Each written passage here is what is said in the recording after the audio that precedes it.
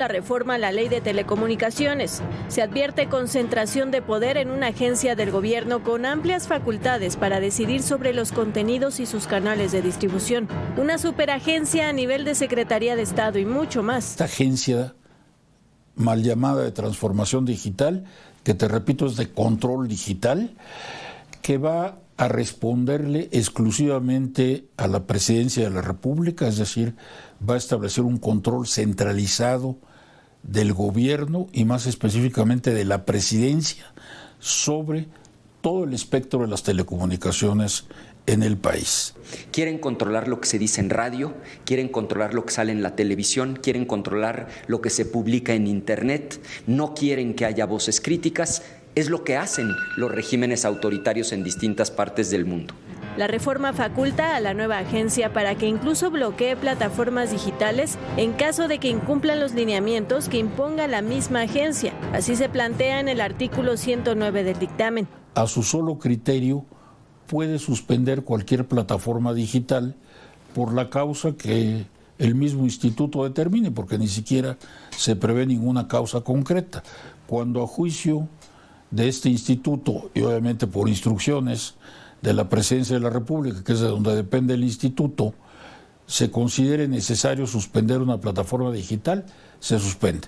La iniciativa pone en riesgo la privacidad y la libertad de expresión consagradas en los artículos 6 y 7 de la Constitución. Pues evidentemente que hay un riesgo inminente de censura para que no salgan al aire ni se difundan noticias, opiniones, críticas que le parezcan inconvenientes al gobierno.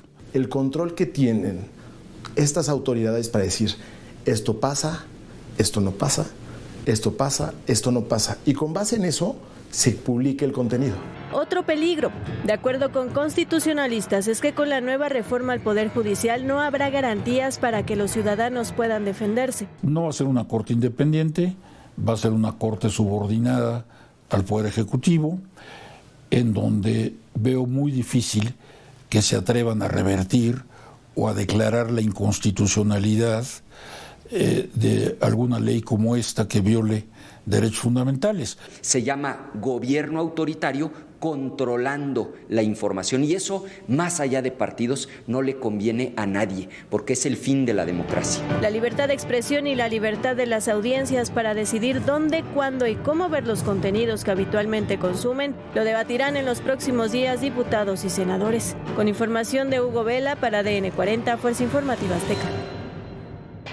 Y este sábado a las 10 de la mañana, hora de Roma, comienzan los funerales del Papa Francisco con un esquema ordenado por el propio Sumo Pontífice. Es un esquema mucho más sencillo de lo que tuvieron sus antecesores. Esto ocurrirá dentro de apenas 2 horas. Dentro de apenas 2 horas, usted lo podrá ver aquí en ADN 40, comenzarán ya los funerales del Papa Francisco, pero más allá de eso, están llegando a Roma los líderes políticos, ya han llegado los líderes políticos y espirituales de todo el mundo, ya están la mayoría de ellos ahí ya en la Basílica de San Pedro. Será el encuentro global más importante de los últimos meses, en medio de la confrontación que se ha detonado desde la llegada de Donald Trump al poder.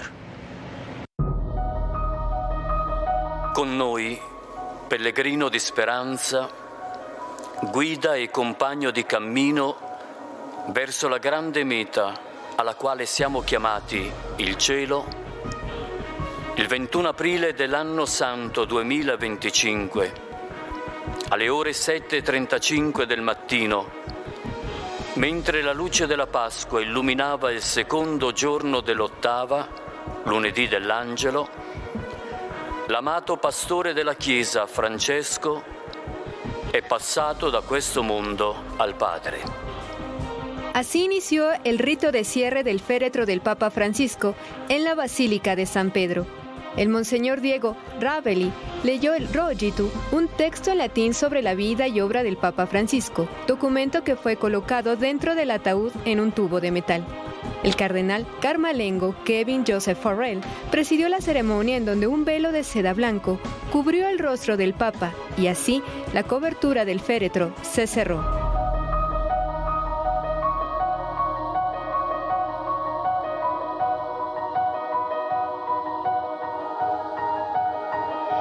Desde las primeras horas del miércoles, hasta el viernes, el cuerpo de Francisco fue expuesto al público en la Basílica de San Pedro. Alrededor de 250,000 personas asistieron a la basílica. Hicieron largas filas para ingresar y despedir al pontífice antes de su funeral, el cual se celebrará en una Roma en estado de máxima alerta y seguridad, ya que el Vaticano espera la presencia de jefes de Estado y de gobierno, altos funcionarios políticos y miembros de la realeza de distintos continentes. Entre los asistentes está el presidente de Estados Unidos, Donald Trump, y la primera dama, Melania Trump, quienes ya llegaron a la Ciudad del Vaticano. El presidente de Argentina, Javier Milei, acompañado por su hermana Karina Milei, secretaria general de la presidencia, así como el presidente de Brasil, Luis Inácio Lula da Silva, y su esposa, Janja da Silva. En el caso de Europa, confirmaron la asistencia del rey Felipe VI y la reina Leticia de España. El príncipe Guillermo de Reino Unido representará a su padre, el rey Carlos III, y el presidente de Francia, Emmanuel Macron. También estarán presentes el presidente de Alemania, Frank-Walter Steinmeier, el presidente de Polonia, Andrzej Duda, el presidente de Ucrania, Volodymyr Zelensky, y el presidente de Irlanda, Michael Higgins. También asistirá la presidenta de la Comisión Europea, Ursula von der Leyen, y el presidente del Consejo Europeo, Antonio Costa. En la primera fila estará la delegación del país natal del Papa Francisco, Argentina, encabezada por Javier Milei, junto con la delegación italiana y las clases reales. A partir de ahí, los asientos se reparten en orden alfabético, teniendo en cuenta que se mira el nombre del país según la lengua francesa. La segunda fila queda para los presidentes, los primeros ministros y después el resto de integrantes de las delegaciones. Sin embargo, el funeral del Papa Francisco cumplirá una doble función, al menos así lo asegura Donald Trump. Conforme se acercó el funeral del pontífice, Donald Trump dio pistas de con quién se reuniría. Se hizo cada vez más evidente que aprovecharía el evento para convertirlo en una cumbre mundial. We're leaving and going to Rome, where we'll be attending the funeral of Pope Francis. Some of you are going to go. Anybody going? And it's going to be very interesting. We're going to meet with a lot of the foreign leaders they want to meet. Ante la magnitud del evento y el elevado número de dignatarios presentes, el gobierno italiano ha dispuesto de un gran dispositivo de seguridad. Incluye aproximadamente 4,000 efectivos policiales desplegados en puntos estratégicos de Roma y del Vaticano. Después de la misa y el funeral de Estado, el cortejo fúnebre saldrá por un costado de la Basílica de San Pedro, cruzará el río Tíber y realizará un recorrido por importantes calles y monumentos como el Coliseo Romano, hasta llegar a la Basílica de Santa María la Mayor.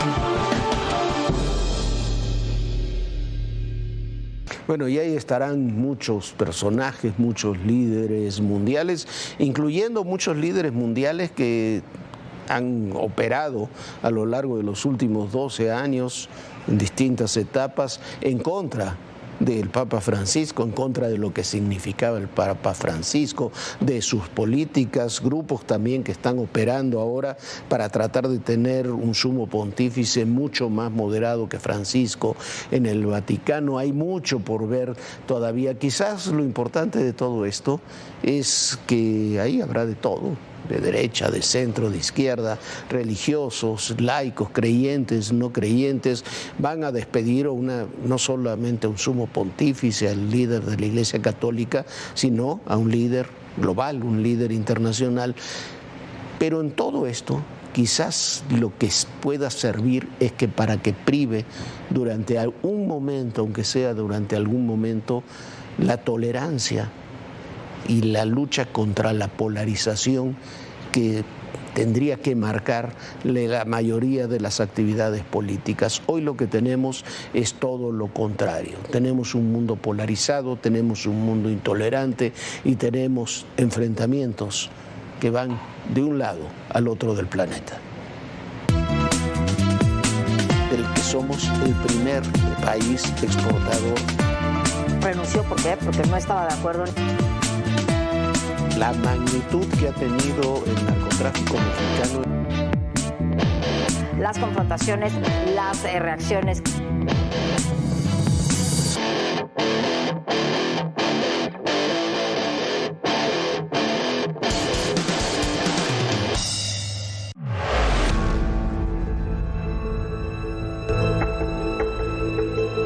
Oficiales federales fueron atacados a balazos por sujetos armados. Los uniformados repelieron la agresión y se registró una persecución por una brecha que conduce al rancho Las Margaritas, donde comenzó un segundo enfrentamiento y donde los gatilleros aprovecharon la oscuridad de la noche para escapar.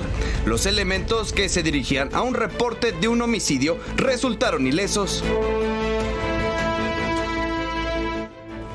El rancho, ubicado a 2 kilómetros de la cabecera municipal de Teocaltiche, en el poblado de Santa María, cuenta con mallas eléctricas, cámaras de videovigilancia que recorren sus 5 hectáreas de dimensión. Además, en contraesquina se ubica una finca, donde se aseguraron autopartes presuntamente robadas.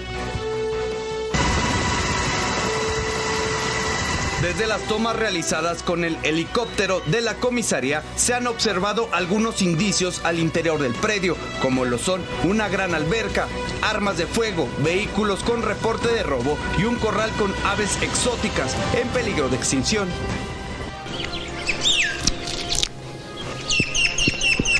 El rancho permanece con una fuerte presencia de autoridades estatales y federales. El secretario de Seguridad señaló en una rueda de prensa que los elementos permanecerán resguardando tanto el rancho y la finca hasta que se lleve a cabo un cateo por parte de la Fiscalía General de la República para finalmente cuantificar los indicios que hay en su interior. Con imágenes de Jair Bernardino, Fernando Roldán, Fuerza Informativa Azteca.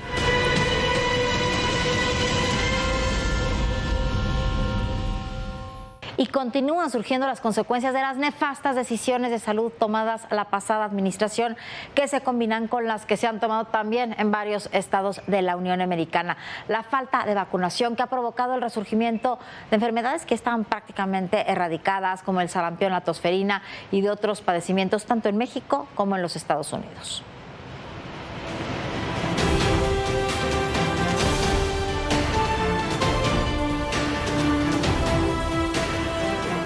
Presupuestarios, el desabasto y la nula atención a las campañas de vacunación han hecho que en los últimos meses haya un incremento de enfermedades como el sarampión, la tosferina y la tuberculosis. En México, la tuberculosis principalmente ha repuntado debido a la falta de vacunas. Los especialistas estiman que entre 2018 y 2022 millones de bebés no fueron inmunizados. Ya ves que eran unos 4 millones de niños que no habían sido vacunados y posteriormente vimos un repunte en la meningitis tuberculosa, que es la que queremos evitar que los niños tengan. Las cifras señalan que se pasó de 21,000 casos en 2018 a 24,066 en 2022, mientras que en 2023 se llegaron a casi 26,000. De ellos, el 8% eran menores de 19 años. Es una enfermedad muy grave que puede dejar secuelas y puede llevar a la muerte. Según la encuesta nacional de salud y nutrición 2023, menos del 50% de los niños de 1 año tienen un esquema completo de vacunación. A partir del 2020, las coberturas de vacunación en población infantil decayeron de forma drástica, al punto que en 2023 cerramos con un porcentaje de vacunación del 66.4%. Otra de las enfermedades que ha tenido un repunte es la tosferina. Expertos aseguran que también se debe al desabasto de vacunas. En lo que va de 2025, se ha confirmado la muerte de 45 bebés por esta enfermedad, principalmente en estados como Jalisco, Chihuahua y Chiapas, mientras que el número de casos es de 749, una cifra que podría parecer pequeña, pero que si la comparamos con el mismo periodo de 2024, podremos darnos cuenta que en ese entonces se detectaron solo 47 casos. Por cada caso podemos registrar 12 a 17 casos nuevos, o sea, es tan contagiosa incluso que el sarampión, por ejemplo, que es un virus. En el caso de la tosferina, es una enfermedad que ha costado más trabajo contener, ya que el esquema nacional de vacunación solo contempla su aplicación mediante la vacuna hexavalente para niños. Para los adultos no hay y se tiene que aplicar solo en excepciones como a personas embarazadas. Los costos de las inoculaciones también hacen que muchas personas no puedan costearlos y se mantengan vulnerables a estas enfermedades. Los precios de esta vacuna rondan de los 650, 950 hasta los 1,200 pesos. Por dosis. Por dosis. El sarampión es otra de las enfermedades que ha causado alerta. Tan solo en Chihuahua han sido confirmados 514 casos. Según datos de la Secretaría de Salud, los grupos de edad se han detectado mayor número de contagios son personas de entre 25 y 44 años con 34% y menores de entre 5 y 9 años con 14.5%. Aunque el sarampión se encuentra presente en varios estados del país, Chihuahua es uno de los puntos con más contagios, al igual que Texas en los Estados Unidos. En ese país los casos se han incrementado por el discurso antivacunas que se ha reforzado desde la pandemia del COVID-19. Incluso el actual secretario de Salud de los Estados Unidos, Robert F. Kennedy Jr., en varias ocasiones ha cuestionado la efectividad de las vacunas, aunque el discurso parece haber cambiado en los últimos días, ahora que se busca de manera urgente la contención en ese país. People get measles because they don't vaccinate. They get measles because the vaccine wanes. The vaccines wane about 4.8% per year. Ante esta emergencia de salud en México, las autoridades federales a cargo del secretario de Salud, el doctor David Kershenovich, han tenido que recurrir a reactivar las campañas de la Semana Nacional de Vacunación. La primera de este año se realizará del 26 de abril al 13 de mayo para prevenir enfermedades graves y potencialmente mortales como el sarampión, la influenza y el tétanos. Se tienen contemplados los 14 biológicos disponibles en el esquema básico, los cuales se aplicarán de manera gratuita en hospitales, clínicas, centros de salud y escuelas. Es una buena noticia que el doctor Kershenovich haya anunciado que se retomará lo que había en el pasado, el Plan Nacional de Vacunación, que era uno de los mejores que había en América y que la administración pasada simple y llanamente desechó. Otro de los temas que ha sido objeto de controversia en los últimos días es el de la relación de México y Ecuador, a partir de la información divulgada desde el país sudamericano de que sicarios de origen mexicano y otras naciones estaban organizando un atentado contra el presidente Daniel Noboa. El gobierno mexicano reaccionó con una indignación ante una información que en realidad no habla del gobierno, sino de los cárteles de la droga mexicana, que son hegemónicos y responsables de la durísima ola de violencia que se vive precisamente en Ecuador. Siguen los roces diplomáticos entre Ecuador y México, y es que el país sudamericano permanece en alerta máxima desde hace unos días. El motivo, un informe militar que advirtió que sicarios mexicanos y de otras regiones ingresaron al país sudamericano para cometer un atentado contra el presidente Daniel Noboa. El documento fechado el 17 de abril del 2025 y filtrado a medios detalla que el ataque no solo será en contra del mandatario, sino también en contra de su gabinete. Además, indica de otros posibles ataques a puentes, instituciones bancarias e inmuebles del Estado. A ello se suma, según el informe militar, un calentamiento de masas, las cuales se espera salgan a las calles, cometan actos de violencia y rechacen el gobierno de Noboa. Esta advertencia se da a 2 días de que Noboa ganó las elecciones en medio de las acusaciones de Luisa González, la candidata de oposición, diciendo que existió un fraude.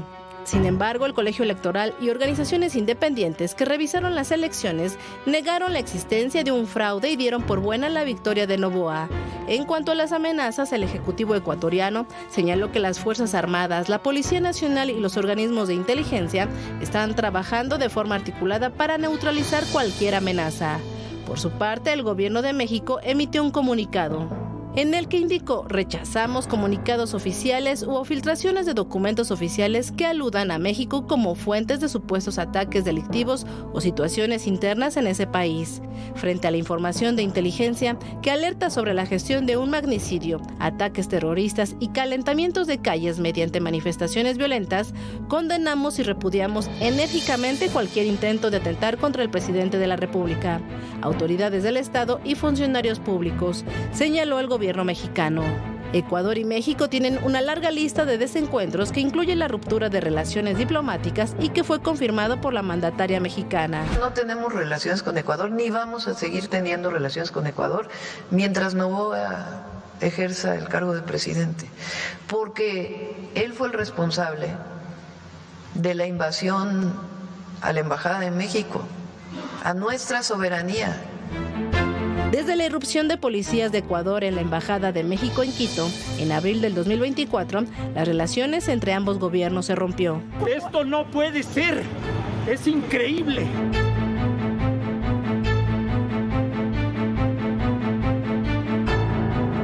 Esto se debe a que el gobierno del entonces presidente López Obrador dio refugio al ex vicepresidente ecuatoriano Jorge Glass, quien se encontraba en la sede diplomática desde diciembre del 2023, acusado de irregularidades. En medio de estos roces, los grupos criminales mexicanos han expandido sus operaciones en Ecuador. Hablamos de los cárteles Jalisco Nueva Generación y de Sinaloa. Y es que Ecuador dejó de ser un país de paso para traficar cocaína y se convirtió en un centro de operaciones que permite a los cárteles enviar droga hacia Estados Unidos y Europa. Para afianzar su poder, los cárteles mexicanos han participado, han financiado y han manipulado el incremento de la violencia en Ecuador. Lo hacen a través de los grupos locales como los Lobos, los Pipos, los Choneros, los Tiguerones y los Chone Killers. Y eso quedó demostrado con el incremento en la tasa de homicidios, al pasar del 5% cada 100,000 habitantes en 2017 a más de 40 en 2023, el año más violento de su historia en Ecuador. Fue justamente en 2023 cuando ocurrió el asesinato del candidato Fernando Villavicencio, al término de un mitin en el que pedía apoyo de la población para convertirse en el próximo presidente de Ecuador. Tras el asesinato, los integrantes de los Lobos, aliados al cártel Jalisco, se atribuyeron el crimen. Además de las calles, los cárteles mexicanos han expandido su poder a las cárceles de Ecuador, las cuales tuvieron su momento más violento en 2020, cuando se reportaron una serie de motines que dejaron más de un centenar de reos muertos. Hasta el 2024 se contabilizaron más de 600 prisioneros muertos en Ecuador.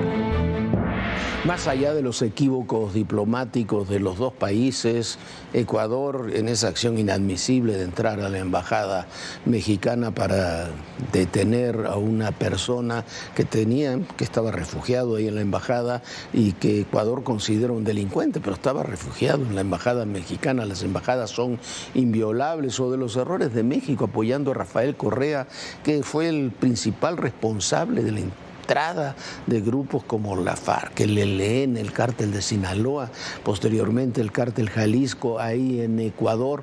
Más allá de eso y de intervenir unos en las elecciones, otros en las declaraciones, lo que se olvidan los dos gobiernos, el gobierno de México y el gobierno de Ecuador, es que el enemigo común que tienen y con el que tendrían que colaborar para combatirlo son los cárteles de la droga, porque son las mismas organizaciones las que operan aquí que las que operan allá. Como siempre, vamos a otro tema: qué ver, qué oír y qué leer este fin de semana, de una semana que ha estado marcada por la muerte del Papa Francisco. ¿Qué ver? Hay una serie italiana buenísima sobre Francisco que estaba en Netflix y que desapareció. Se nos dijo que iba a ser repuesta en estos días, ojalá así sea. La serie se llama Llámame Francisco. Está también la famosa película Cónclave, que está batiendo todos los récords en streaming, que es muy fantasiosa en su final, pero es una muy buena recreación de cómo son elegidos los sumos pontífices. Está también una película mucho más densa, muy buena, Los dos papas, con la transición entre Benedicto y Francisco. Hay muchas más, hay muchas buenas, malas y feas, pero creo que coyunturalmente esas son las tres más importantes, las tres que habría que ver. ¿Qué oír? Si queremos seguir con el Papa Francisco, hay que recordar que era un fanático del tango y pocos discos de tango son mejores que uno que se titula La última curda, la última borrachera, sería en el slang argentino, un disco de 1993 de un gran cantor que fue Roberto el Polaco Goyeneche. Ahora bien, si quiere algo más moderno, busque sobre todo lo del grupo Bajo Fondo, que encabeza ese gran músico ganador del Oscar, que musicalizó también películas tan importantes como Amores Perros, que es Gustavo Santaolalla. Que leer dos libros: la autobiografía de Francisco titulada Esperanza y escrita junto con el periodista italiano Carlos Musso, y ese gran libro, ya lo hemos recomendado, gran libro de Javier Cercas, que es quizás uno de los mejores o el mejor escritor español contemporáneo, que acaba de ser publicado, El loco de Dios en el fin del mundo. Detrás de todo esto, detrás de estos dos libros y de muchos otros, hay una eterna lucha. La lucha entre la fe y la razón. una lucha entre la fe y la razón que estuvo tan presente en la vida de Francisco. Ahí está, Jorge, sin lugar a dudas, todas grandes recomendaciones. Y por cierto, en el libro de Esperanza, la autobiografía del Papa, menciona en unos capítulos cuando cuenta la historia de la dictadura argentina, cómo fue que nos recibió en su casa de Santa Marta el pasado 7 de agosto. Así que, bueno, vale la pena leer esta autobiografía, pero también las películas. Y Cónclave, como bien dice Jorge, como bien dice, el final es complicado, pero vale muchísimo la pena. Nosotros ya nos vamos, pásela muy, muy bien. Tengo un gran fin de semana. Por supuesto, puedes seguir toda la cobertura especial que se va a dar a los funerales del Papa Francisco a través de ADN 40, así que no se despegue de la señal de ADN 40 y nosotros lo vemos el próximo lunes de una manera muy puntual a las 11 de la noche. Descanse, sueñe bonito. Bonita noche, Jorge. Muy buenas noches, Viviana. Muy buen fin de semana. Quédese en ADN 40. Continúa la información y dentro de un par de horas comienzan los funerales del Papa Francisco allá en la Basílica de San Pedro. Y recuerde, en el poder y la política todo, pero absolutamente todo es personal. Gracias.